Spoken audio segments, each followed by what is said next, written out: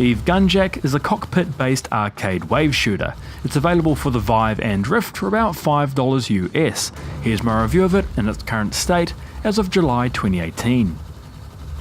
Starting with the story, you take control of a Gunjack, which is basically a mech with guns, and are tasked with guarding an illegal mining operation from ill-intending drones, pirates, and the occasional round of asteroids. As far as characters go, you're cheered on throughout the game by your gruff military stereotype of a supervisor, the voice work for which is done quite well. You'll get a medal for this. Or, well, if we were in the army and this was, well, legal. Moving on to gameplay. Despite the game insisting on a gamepad or keyboard and mouse, it works absolutely fine with plain old motion controllers. Aiming is accomplished via gaze, shooting via right trigger press, reloading via button press, and power-ups via left trigger press. As for movement, you are unfortunately fixed in place, aside from moving through your hangar at the start of every mission, of which you have no control over. Power-ups are dropped by destroying enemies and include repair modules, laser beams, stasis fields, energy bursts, and homing missiles. In each level you're offered up to 3 continues, which function as extra lives. Run out of continues and you fail the level.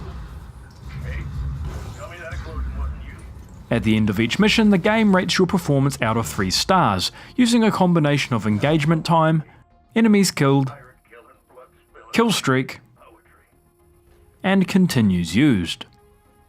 In terms of content, the game features 20 levels, as well as a brief tutorial, which took me a total of roughly 2 hours to complete. All in all, the game didn't really offer enough content or variation to hold my interest very long, and after a few levels the gameplay began to feel more like a chore than anything else. Let's talk difficulty, for which there are no settings, and although the difficulty does intentionally ramp up as you progress, even accounting for this I still found the level of challenge very inconsistent, with some levels laughably easy to 3-star and others a challenge to even complete. On to graphics, which in my opinion are very well done. However, the far scenery does have a slight projected onto a screen look, which is likely at least partly a result of hardware limitations. Also worth mentioning is the scale of your body, which for me seemed far too big.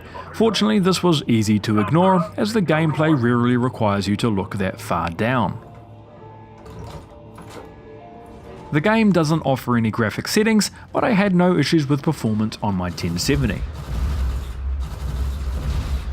That leaves us with the verdict.